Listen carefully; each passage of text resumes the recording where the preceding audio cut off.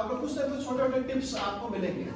जो मुझे विषय मिला है वो विषय मेरा जो है कि मार्केट में सर्वेक्षण किस प्रकार से किया जाता है, कि कोई भी प्रोडक्ट को मार्केट सर्वेक्षण कैसे, फिर हमें देखना होता है कि किस प्रकार से हम अवसरों को खोजना, यानी कि अपॉर्चुनिटी, मार्केट में किस तरह से अपॉर्चुनिटी। तो अब मैं आपको कुछ केस स्टडी, यहाँ मैं एक्टिविटी भी कराऊंगा आपसे। अब हम जो है मैं कुछ केस स्टडी आपको बताता हूँ। सबसे पहले क्योंकि मैं एज ए बिजनेसमैन भी हूँ और टीचर भी हूँ दोनों, तो मैंने अपना बिजनेस कैसे स्टार्ट किया इसको हम समझेंगे। ये बात है लगभग 2007 में, तब मैं दिल्ली एनसीआर। तो जैसे आप लोग अगल बगल बैठे हैं, ऐसे ही मैं उस समय वहाँ भी कॉलेज नहीं पढ़ाता था, तो मेरे साथ वाला पार्टनर था, यानी कि वो भी पढ़ाता था। उसने कहा कि मैं तो कुछ बिजनेस सेटअप करना चाहता हूँ। तो मैंने उससे कहा यार मेरे पास भी आइडिया है, तो मेरा भी मन हो रहा। उस समय हम क्या करते थे, यूनिवर्सिटी के जो सैंपल पेपर होते हैं, आप लोग जो क्वेश्चन एग्जाम के लिए तैयारी करते हो, वो सैंपल पेपर हम लोग बनाते थे, यानी कि सॉल्व करते थे। तो हमारा आइडिया है कि अब उस समय क्या था, हरियाणा में जो MD university, Maharshi Dayanand university बहुत बड़ा था, उसमें कई लाख बच्चे थे। तो उस समय हमारा आइडिया कि यार ये जो हम पेपर बना रहे हैं, हम क्यों ना हम खुद ही इसको डेवलप कर लें। तो अब उसने कहा कि चलो ठीक है, मैं पैसा लगा रहा हूँ, तुम इसमें मेरा हेल्प करो। अब हम लोगों ने इस तरह से स्टार्ट किया। अब हमने सबसे पहले क्या किया कि जो आपके क्वेश्चन पेपर हैं इसको पूरी यूनिवर्सिटी से कलेक्ट किया, ईयर वाइज, चाहे वो बीए का हो, एमए का हो, बीटेक का हो, अलग अलग कोर्सेज के लिए उसको पहले हमने सॉल्व किया। सॉल्व करने के बाद उसको एक्टिवेट किया और उसको एक सैंपल पेपर में कन्वर्ट किया। और फिर अब हमने, ये हमारी अपॉर्चुनिटी थी। अब मैं स्टोरी आपको जब बताऊंगा, उस समय क्या था कि पूरे हरियाणा में केवल सप्लायर एक था, यानी कि पूरे जो बुक स्टॉल्स में क्वेश्चन पेपर्स का जो बुकलेट है, सैंपल पेपर है, वो एक ही सप्लायर था और बच्चे ज्यादा थे। यानी कि आपका आप देखोगे कि सप्लाई कम हो रही थी और डिमांड क्या थी। अब डिमांड ज्यादा थी तो वो हम जो दूसरे वाले थे वो उसको पूरा नहीं कर पा रहे।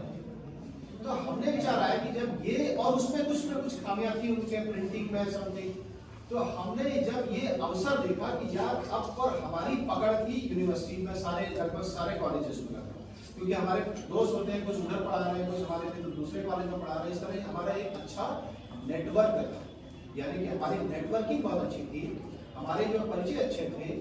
तो हमने क्या किया कि उसको जब हमने फाइनली ये किया कि उसको सैंपल पेपर में अलग अलग कॉलेज से जो क्वेश्चन पेपर कलेक्ट किया, सैंपल पेपर में कन्वर्ट किया। अब उसको बेचे कैसे, अगला, क्योंकि नया नया प्रोडक्ट हमारा है वो किस नाम से, आरजी पब्लिकेशन के नाम से, आरजी पब्लिकेशन, ये हमारी पब्लिकेशन, ठीक है ना, सब ये हमने नाम दिया।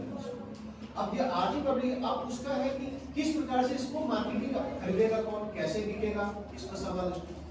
अब हमने क्या किया कि जो कॉलेजेस में जो कैंटीन, कुछ हमारे दोस्त थे, उनके सहायता से हमने क्या किया, उन विभिन्न कैंटीनों में हमने जो है सैंपल पेपर रखवाना शुरू किया। हमारे दोस्त थे, उनसे कहा कि आप इसकी थोड़ा एडवर्टाइजमेंट करें, उनके माध्यम से एडवर्टाइजमेंट। अब क्या हुआ, जैसे ही सैंपल पेपर हमारे कॉलेजेस के कैंटीन में पहुंचे और हमने जो उनकी त्रुटियां थी या एरर थी, जो पहले थे, उसको हमने क्या किया, दूर किया।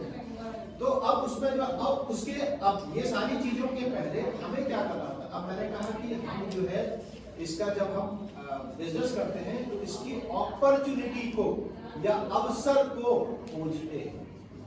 हम जब मार्केट में जाते हैं, ये देखते हैं कि किन चीजों की मार्केट में डिमांड है, ये अवसर खोजने की नजर सब में होती है, लेकिन कोई खुला रखता है, कोई बंद रखता है, ठीक है ना।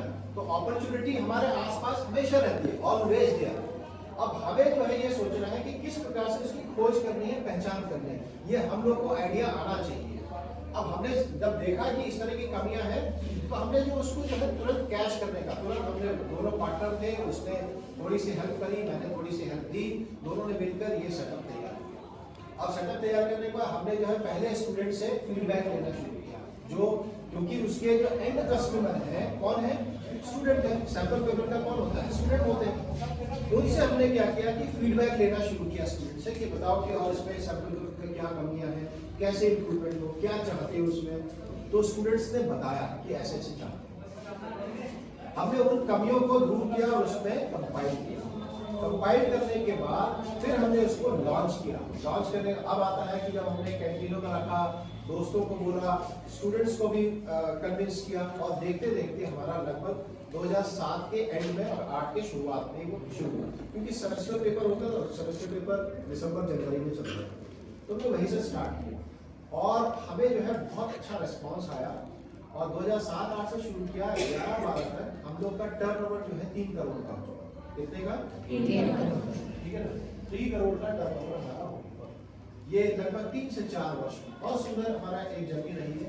और उसमें उस समय जो है हम लोग लगभग जो है 5 लोग को जो है उसमें सर्विस में भी लगाया। अब इसके लिए हमने, अब ये तो हो गया हमारा एक छोटी सी जर्नी, मैंने आपको समझाई।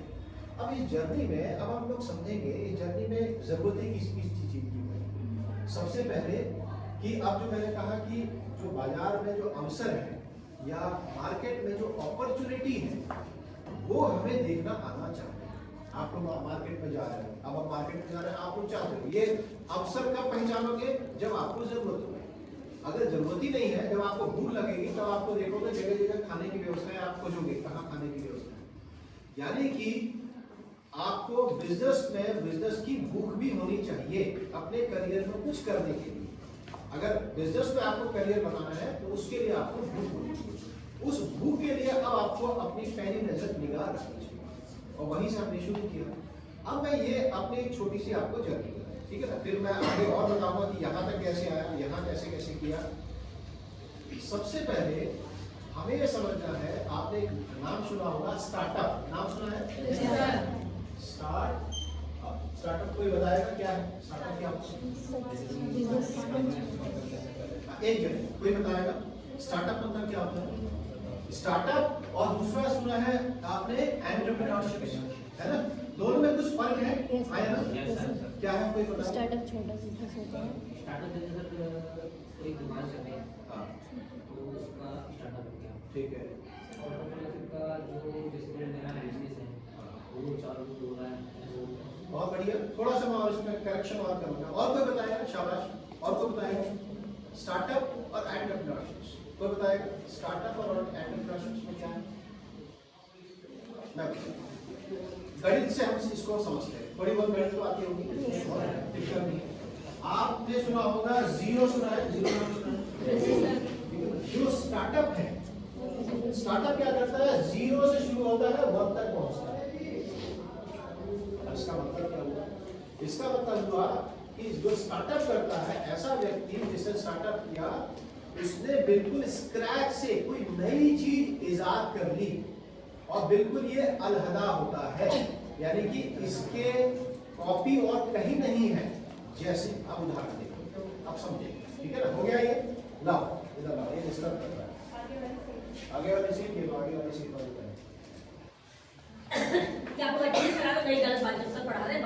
अब देखिए, अब 0 to 1 का मतलब क्या हुआ? स्टार्टअप का मतलब समझिए, बहुत फंडामेंटल है।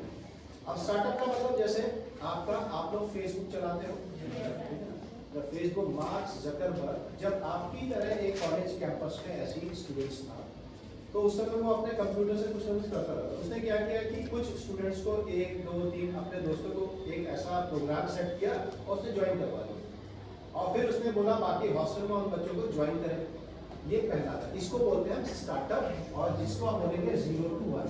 स्टार्टअप मतलब होता है 0 से शुरू करता है और केवल वो अकेला होता है, उसको बोलते हैं क्या? स्टार्टअप।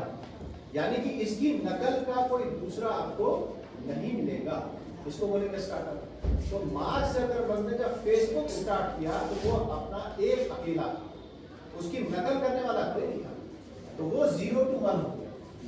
अब जो है आपका एंटरप्रेन्योरशिप मतलब 0 to 1, ठीक, स्टार्टअप का।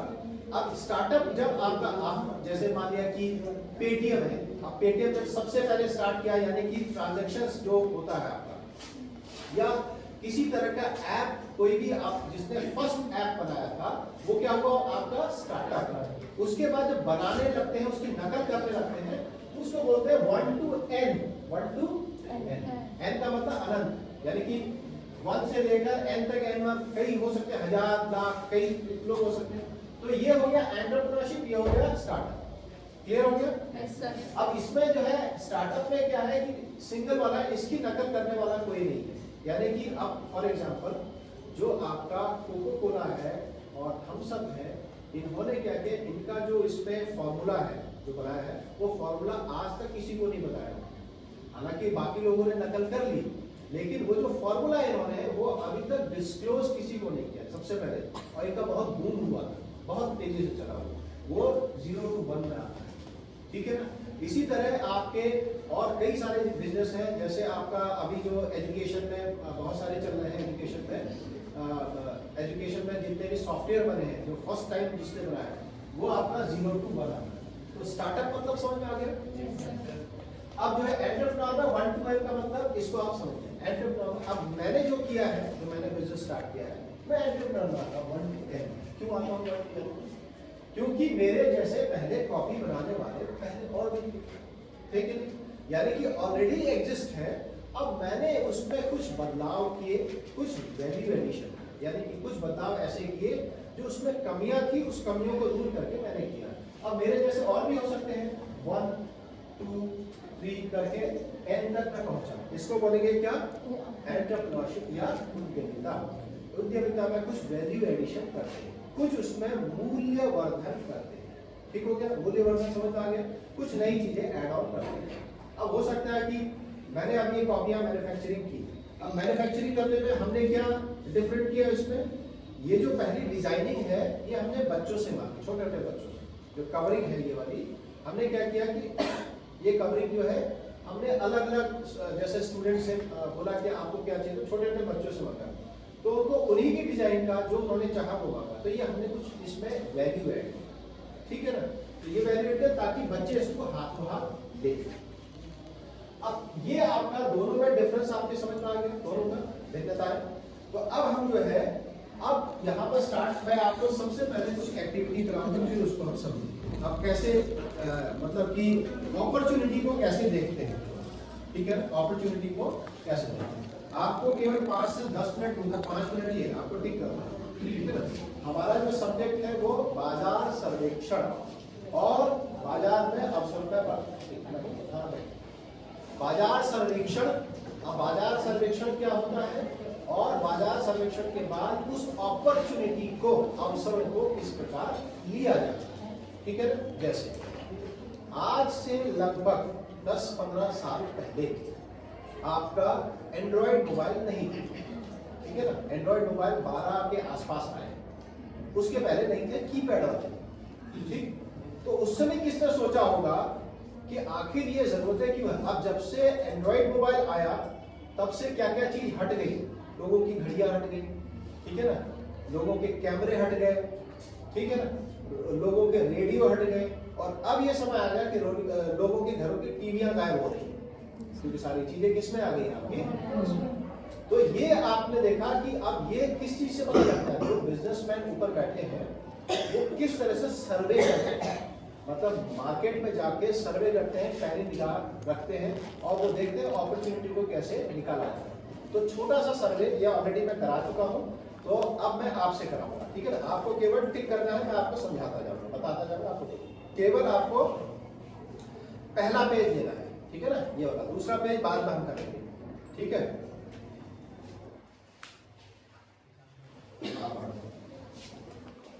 यहाँ पीछे आप आ गए। पेन है सभी के पास? Yes, sir. ऊपर अपना आप सुविधा के अनुसार अपना नाम भी लिख सकते हैं ताकि सुविधा हो। ऊपर टॉप में अपना शुभ नाम कब पड़ गया, पीछे आ गया।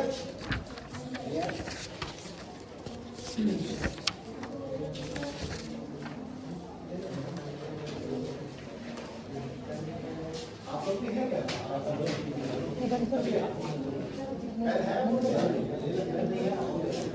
डालने शुरू किया, क्या डालने शुरू किया? कुछ नए फीचर्स, समथिंग न्यू, ठीक है ना? मोबाइल में, एंड्रॉइड में उसके कुछ नए ऐप में इस तरह के फीचर। तो आप देखते हो कि कोई नया मोबाइल फोन आता है तो मार्केट में सनसनी फैल जाती है, अरे ये नया मोबाइल फोन, इसमें ये फीचर्स है।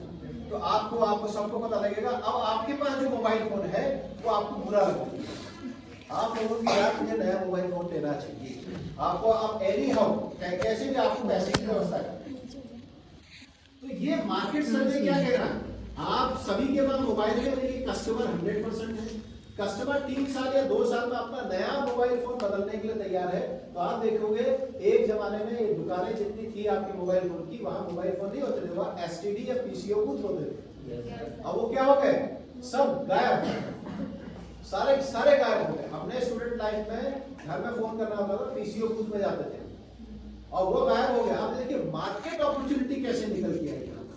मार्केट अपॉर्चुनिटी आपके इस क्वेश्चंस में है कि 2 से 3 साल में आप अपना मोबाइल फोन चेंज कर रहे हो, तो यानी कि कंपनी को पता है कि 2 साल 3 साल में उनके पास बहुत बिग जो है बड़ा मार्केट है इंडिया में, तो उसके लिए वो पहले से तैयार होते हैं। अब उनको क्या है, कुछ वैल्यू एडिशन करनी है, क्योंकि जब उसमें कुछ नयापन लाएंगे तभी आपको कैच करेंगे, वही पुराना फीचर्स तो नहीं लोगे आप। तो नयापन जब मोबाइल में आ जाएगा तब जो है वो मार्केट में सनसनी करना शुरू होगा। अब इसके बाद नेक्स्ट, अब उसके बाद ये क्वेश्चन क्यों पूछा गया है, ये क्वेश्चन इसलिए पूछा गया है कि मोबाइल फोन नेसेसरी आइटम है, बहुत महत्वपूर्ण चीज है। तो महत्वपूर्ण चीज को आप क्या कर रहे हैं, संजो के रखते हैं, ऐसे रखते हैं ना अपने पास। अगर कोई आज आपकी ये हैबिट हो गई है, मोबाइल फोन सुबह उठते ही सबसे पहले आपको क्या चाहिए, मोबाइल फोन। किसी मम्मी पापा बहन भाई की शक्ल नहीं देखनी है, सबसे पहले मोबाइल देखना है, ठीक हो गया ना। This is necessary item. अब आपने पहला क्वेश्चन पूछा नेसेसरी आइटम है, तो आप अगला ये क्वेश्चन इसलिए पूछा है कि हाँ इतना जरूरी है कि आपने उसको बहुत पास में रखा है। तो ये जो मार्केट सर्वेक्षण किया जाता है, ये हम किससे करवाया, ये मैंने स्टूडेंट से करवाया है, ठीक है ना, अपने स्टूडेंट से करवाया है। और पूरे कॉलेज में 1000 बच्चे हैं, सभी से सर्वे करवाया, और जैसा आपका आंसर आ रहा है वैसा उनका आया है, उनका डिफरेंट नहीं आया है, उनका सेम आंसर आया है। अब उसके बाद एज लिमिट 18 से 21 कौन है, 18 से 21 वाले एज लिमिट, 22 से 30 वाले, और 31 से 22 से 30, 31 से 40, ये ठीक है ना, ये एज ग्रुप है। आप समझिए। अब इसमें उन्होंने क्या जानकारी, इसमें उन्होंने देखा जितने यंग लोग हैं, जितने अभी नवयुवक है, उनमें ज्यादा क्रेज है। हमने इसको डिफरेंशिएट क्यों किया, अभी मैं आगे नहीं ले गया, मैंने थोड़ा सा इसमें चेंज किया है क्योंकि मुझे बताया गया कि ये कॉलेज के स्टूडेंट्स हैं, इसी हिसाब से मैंने किया। तो मोबाइल का क्रेज बदलने का बहुत फास्ट क्रेज किसमें है, स्टूडेंट्स में है, वो भी 30 की उम्र के पहले लोगों में।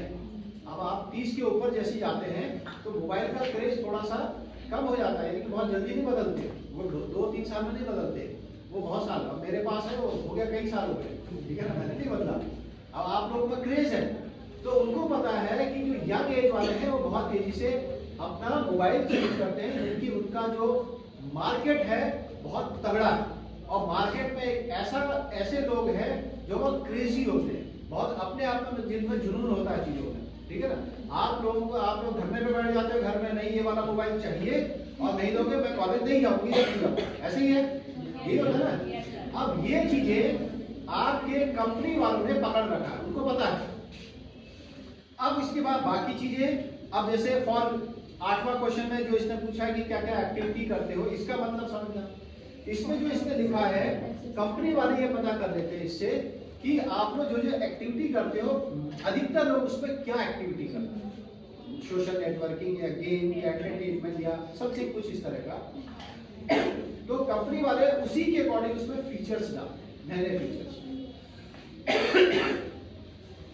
अब उसके बाद अब what brand of smartphone do you use, अब इसने इससे क्वेश्चन का मतलब कि आप कौन सी ब्रांड का इस्तेमाल करें। हालांकि इसमें ब्रांड का नाम होना चाहिए, लेकिन मैंने नहीं लिखा जानबूझ के, होता है क्या कि नाम हम लिखते हैं।